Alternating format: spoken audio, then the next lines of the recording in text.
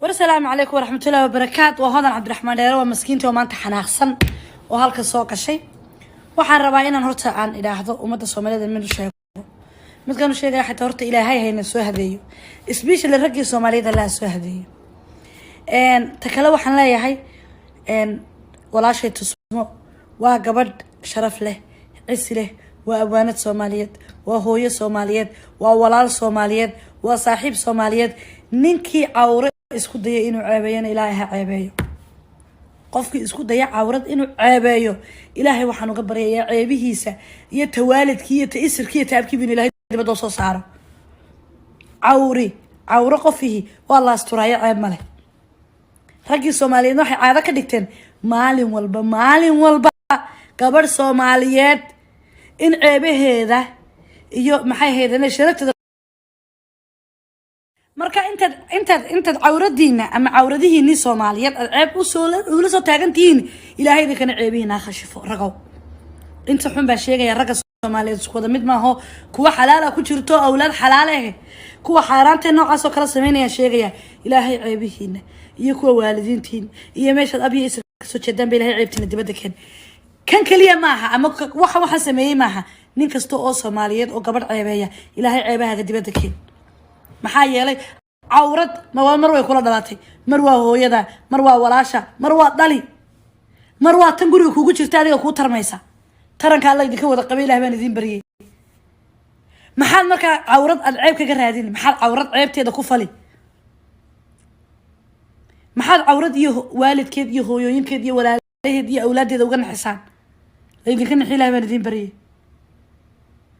halka ka astuur lahaydeen gabadh walaashiin isku daysan ceebeeda dibadda keentaan laakiin sida ogaada laakiin inaanay gabadh Soomaaliyeed saas ku ceeboobeen tusmana gabdhaheeba wax dheer tahayba waa inan Soomaaliyeed waa abwaanad waa hooyo ya waa dhowrsan Ilaahay waxaan uga baryayaa kii waxa sameeyay in Ilaahay dibadda keeno teeda kale tusmi waxay joogtaa meesha ku dhalatay abiye isir ka timid oo dawlad kala dambeyn leh Soomaaliland bay dhex taagan tahay Soomaaliland bay waxaan ka dhacayaan kii sameeyay hadii la soo qaban waayo sharciga la horkeen waayo jid cad la marsiin waayo hadii ay xalid ay mutaysan waayaan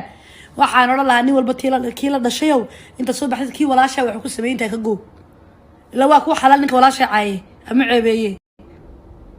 dhaqan iyo isirna uma aan lahayn dhaqan iyo isir wax ula Soomaali kuma aan aragay Soomaaliland waxaan leeyahay talaabo sharciya ninka laga qaado iyo Soomaaliland waxaan leeyahay ku celinaya mar labaad iyo mar saddexaad waa dal dawlad leh kala dambeyn leh shuruuc leh ya diintu ma ogola mana aqbalayso nin Soomaaliyeed oo Soomaaliland ka soo jeedo oo halka taagan oo dumarkiisa waxa ku sameynaya haddaad ka shaqo ka qaban weydaana wallahi bilay tala tusmo waxaan leeyahay kuwa kula dhashay shaqo ka qabtaan kuwa kula dhashay shaqo ka qabtaan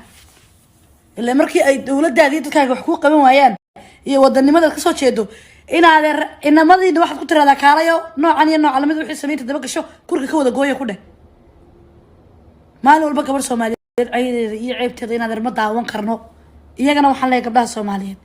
Ilaahay hayna wada asturo aniga iyo idinkii inteena umada Soomaaliyeed ee dumaray waxaan idin leeyahay dumaraw idinkuna waxaan aad guursanaysaan Ilaahay waxaan ka baryayaa inaad dib isaga eegtaan sanadka rag ma jira ragii dhamaa ragii wanaagsanaa dhamaa waxa kale oo fariin u diraya bahda fanaaniinta Soomaaliyeed si gaar ahaanba si kala saar xataa Soomaali maanta Soomaaliland waxaan leeyahay inaan waxba loo qarinin ka kaco oo ka dhiidiya oo dawladda u taga oo dacweeya oo wixii waxa sameeyay meel laba tirabaha uga hadhina midkan sheegay xataa horta Ilaahay hayna soo hadeeyo especially ragii Soomaaliyeed la soo hadeeyo ta kale waxaan leeyahay walaashay tusmo waa gabadh sharaf leh cis leh waa awaanad Soomaaliyeed waa hooyo Soomaaliyeed waa walaal Soomaaliyeed waa saaxiib Soomaaliyeed ninkii awre isku dayay inuu ceebeeyo Ilaahay ha ceebeeyo qofkii isku daya awrad inuu ceebeeyo Ilaahay waxaan uga baryayaa ceebihiisa iyo tawaalidkii iyo taisirkii taabkii bin Ilaahay dibadda soo saaro awre qofii waa la asturaaya ceeb male ragii Soomaaliyeed waxay caado ka dhigteen maalin walba gabadh Soomaaliyeed in ceebaheeda iyo maxay heedana sharafteeda marka intaad cawradiina ama cawradihiini Soomaaliyeed ceeb u soo taagantihiin ilaahay kana ceebina khasho ragaw inta xun baa sheegaya ragga Soomaaliyeed isku mid ma aha kuwa xalaal ku jirto awlaad xalaal kuwa xaraartana noocaas oo kala sameynaya sheegaya ilaahay ceebihiina iyo kuwa waalidiintiin iyo meesha abiis soo jeedaan ceeb dibadda kan kaliya ma waxa sameeyay maaha nin kasta oo Soomaaliyeed oo gabar dhalaya ilaahay ceebaha dibadda maxaa yeelay عورت ما هو مرة مرة ويدا مرة وراشة مرة دالي مرة تقولوا كوجت تاري وتر ميسا ترى قال لك هو طبيعي لا ما يدري محل عورت العيب هذه محل عورت عيب تدخلي محل عورت والد كيف يمكن ولا أولاد ولا حسان يمكن لا ما يدري هل كاستور لهنا قبل ولا شيء نسبة سنة عبادة بتكلم لكن سيدا وقال لكن إن أنا قبل صومالية ساسعين تصنع قبل وحدة طيبة وين صومالية وأبوانت وهويو يا ودوسن إلى يوم القرية كيف حسبين إلى الله بتكلم تيجي تصنع حاجة تمشي ولا تعمل سكتمت ودولة يكبر بينه صومال لا بتحتاجها سومال لا بوحنا كدعيا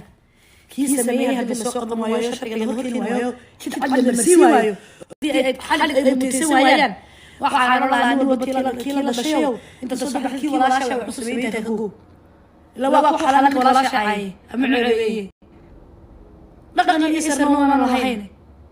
دقن يسر ولا سومالي ما نرجع سومال لا حلال طلاب خير حاجه قضيه Soomaaliya waxa la yahay ku celinaya labaad iyo saddexaad waa dal dawlad leh kala dambeyn leh shuruuc leh ya diintu ma ogola mana aqbalayso nin Soomaaliyeed oo Soomaaliya soo jeedo oo halka taagan oo dumarkiisa waxa sameynaya hadda ka shaqo ka weydana wallahi ilayka la subhanahu wa ta'ala ku shaqo ka qabtaan ku kula shaqo ka qabtaan illa markii ay dawladda ka xukuman waayaan iyo wadamada soo jeedo ina madii wax tirada kaalayo noocan iyo macluumaad sameeyay dabasho kurkooda booyo ku dheh maalba gobol Soomaaliyeed ay ceebteena ma daawan karno iyagana waxa la gadaa Soomaaliyeed ilaahayna wada asturani intii ummadda Soomaaliyeed maray waxaan la dumar rabin kuna waxaan aad guursanaysaan ilaahay waxaan baryayaa in bisaga eegtaan sanadka rajada dama ragi wanaagsanaa dama waxa kale oo fariinaya bahda fanaaniinta Soomaaliyeed sigaar saarka Soomaaliya maanta Soomaaliya waxa leeyahay ina wax loo qarin ka oo ka diidiyo oo dawladda u tago oo dacweeyo oo wixii waxa sameeyay meel laba tiraba waxa hadhina